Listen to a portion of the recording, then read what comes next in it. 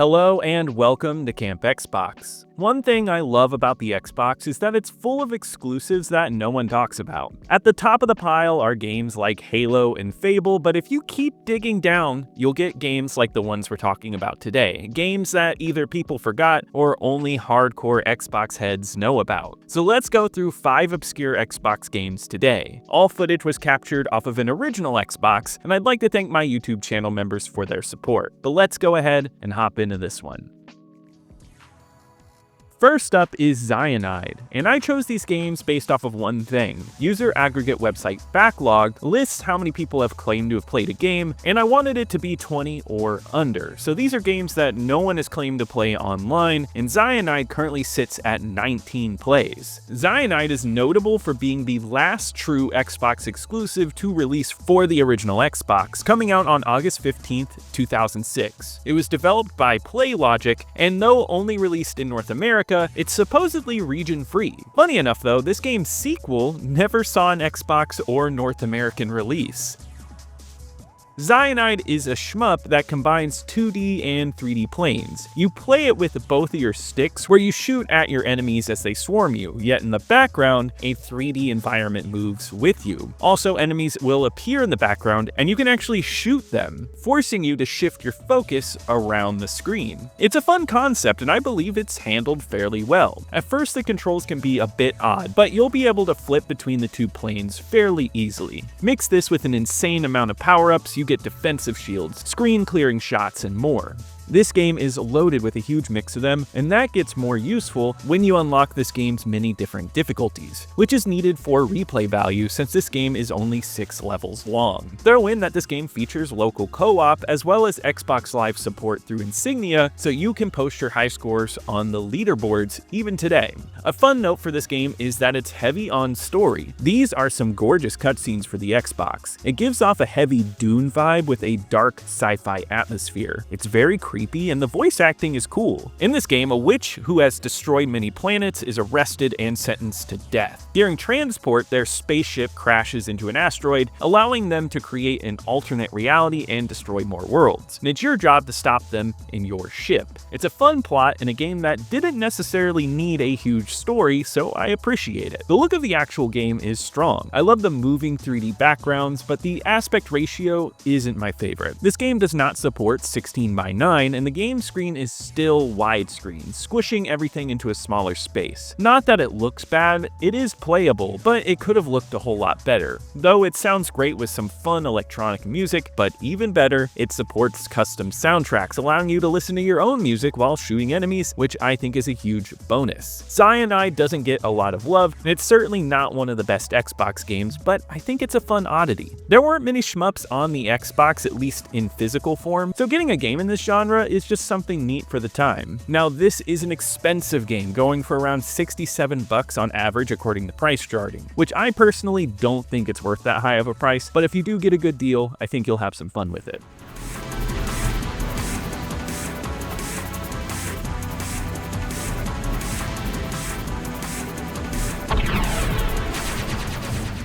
Next is Maximum Chase, which came out in Japan in 2002, but didn't reach America until 2003. This game was developed by Genki and is just on the cusp of my criteria, with around 20 people claiming to have played it. Maximum Chase is all about matching a movie aesthetic with full motion cutscenes back when that was starting to fall out of favor in gaming, though it is a Japanese directed version of what an American movie should be to them. It's a bit odd. It's overly acted with dubbing and exaggerated emotions and actions, and it's a lot of fun. Don't go into this one looking for movie quality, but a weird parody of action flicks, and you have something that becomes memorable, or at the very least, something that's good to laugh at. Some of us spent all of last month crushing the drug cartel and haven't had a day off yet. You take your day off, I'll take the ticket. Whatever. Next time I'll be getting your Camaro, man. Ho ho!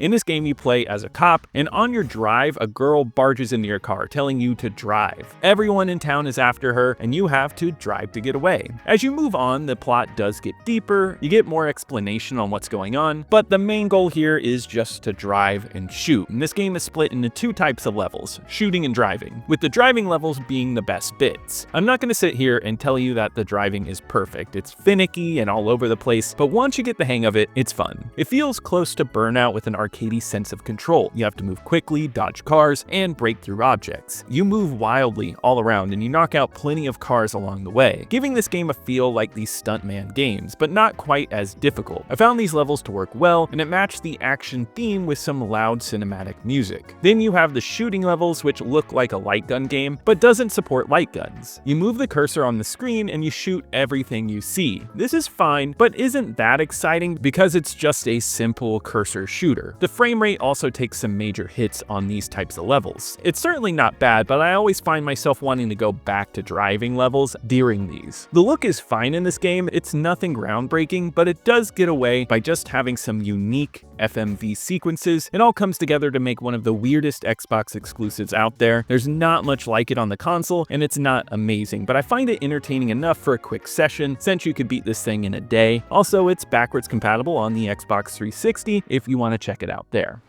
An accident! Not at it! Time to fly.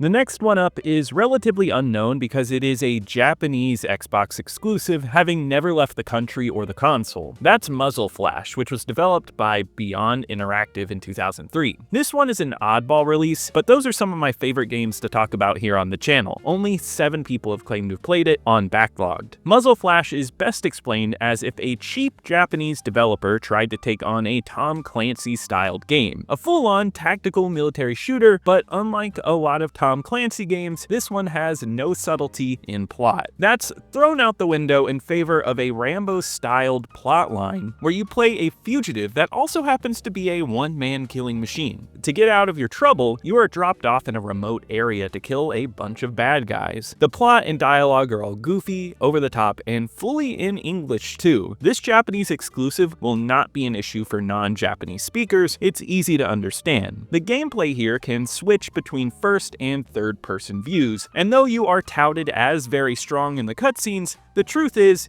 you are not. This is a slow tactical shooter. You have to stay back, use cover, and take out enemies one at a time. Charging in will almost always lead to your death, so it's a slow game about picking off enemies, and I always like shooters like that. It gives off a Ghost Recon vibe without the team management. I had a good time with this one, but it's not a good game in my opinion. I feel like there's a lot wrong here. For one, this game feels odd to control. Movement is not perfect, and shooting and aiming takes a lot of patience to get down. See, it's not your typical aim down the sights shooter. You aim, but a small scope enters in where your gun is. That's in both perspectives, and you have to look through this little guide on your screen to see things close up. So it's a mix of aiming the reticule, getting the scope right, and then waiting out the extreme amounts of sway. It makes shooting a bit tedious, but to be honest, I kind of like that it was something different. What doesn't help though is that this game looks very bland. Environments are always empty with little variation. There's some bits scattered everywhere, but for the most part, it's bland areas with lots of enemies scattered all around. The whole game has a budget look, and it doesn't look great. It's a bit charming in the cutscenes, but when the levels are this bland and you have to go through them slowly, it lessens the entertainment value. Though the music is great, it's very dark and moody. As a bonus, this game does support Xbox Live through Insignia, so if you do want to play it online nowadays, you can. I haven't tried it yet, but I'm certain it will be a bit of fun no matter what. If you're interested in Japanese Xbox exclusives that have stayed in Japan, this is one that you have to check out.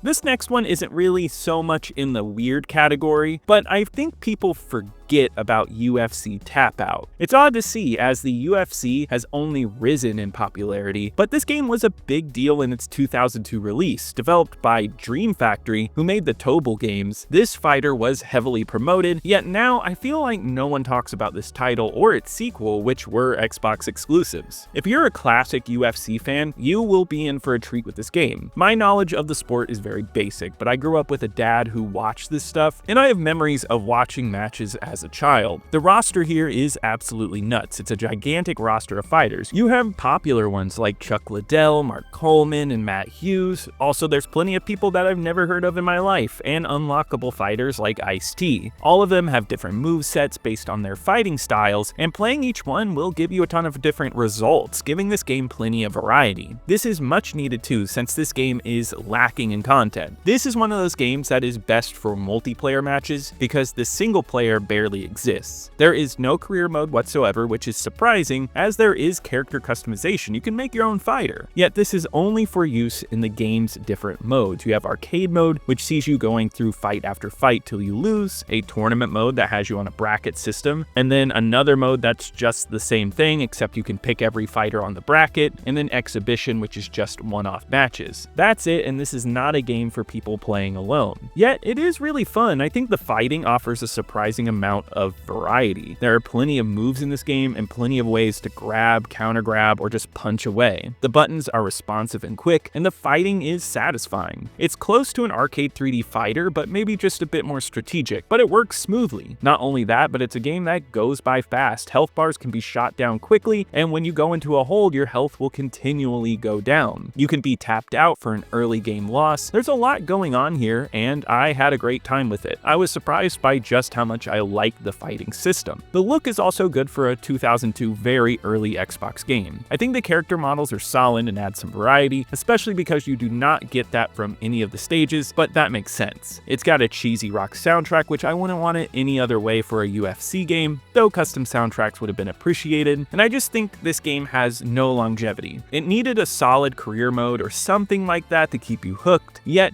if you do have friends over, you will definitely have a good time with this one.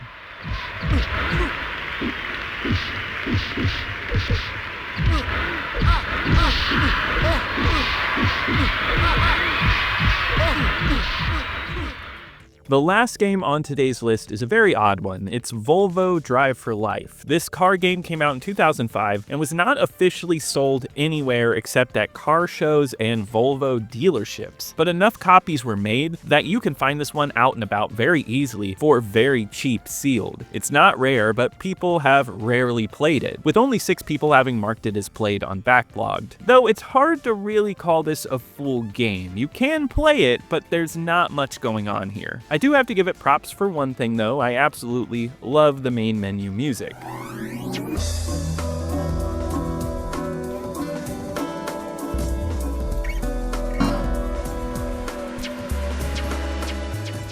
This is an advertising game through and through, meant to sell you on a new Volvo, with the S40, XC90, and S60R as these showpiece models. Drive for Life seems mostly focused on the safety features of each car, highlighting the features included when you purchase it. One section of this game is just a crash test video. You can watch these cars getting wrecked from a whole bunch of different angles, and to be honest, that never gets old. On top of that, you get to watch an ad for each car, basically just a long commercial. There's also explorations of Volvo's various testing facilities, which offer a fun look behind the testing needed to ensure these cars are safe. The actual gameplay is split into a test run mode with each car. Each one shows off a specific safety feature, which you can toggle on and off to see how the driving experience changes. Yet the driving in this game doesn't feel great. The steering, no matter the safety control being on or off, feels dicey. Yet I did think some of the tests were fun. Each one takes under a minute though. The one where you have to dodge all the fake moose and make it to the finish line on time is really fun though. Yet the stages after that are closer to real gameplay. 2 of the cars have a time trial where you need to get from one end to the other before the time limit runs out. All pretty basic stuff. but I have to say this game looks surprisingly decent for an advertising game. I think the cars and environments are solid, and I really like the winter level, which throws falling trees and icy patches at you. There's also an actual racing mode in this game as well, but it's not great, and the AI is surprisingly aggressive for some reason. That's about it though. Volvo really is a game for only those that are curious. This is barely a game and will not keep you around for very long. Though this one is backwards compatible on the 360 as well if you want to check it out there. It's obscure and weird for a reason, but like I said earlier, that's one of my favorite things to talk about on this channel.